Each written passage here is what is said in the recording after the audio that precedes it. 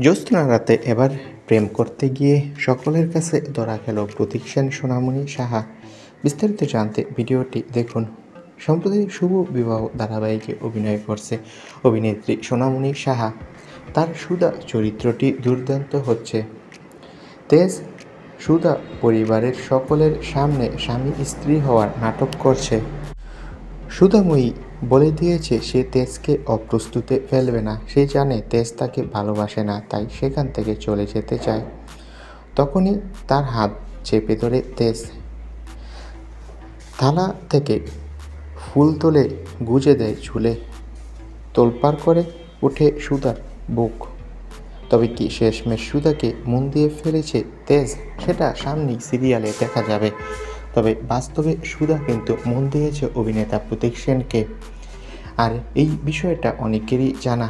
এক্কা দোক্কা ধারাবাহিকের শুটিং চলাকালীন নাকি জ্যোৎস্না রাতে তারা একসাথে প্রেম করছিল। সেই সময় এক্কা দোক্কা ধারাবাহিকের দ্বিতীয় লিড চরিত্র নাকি তাদের দেখে ফেলে। আর সেই সময় তারা হাততালি দিয়েছিল, বলেছিল চালিয়ে যাও তোমাদের প্রেম। তো বন্ধুরা, তোমাদের কার কার ভালো লাগছে সোনামণি সাহা ও প্রতীক সেন প্রেম করছে বলে কমেন্ট করে জানাও। ধন্যবাদ।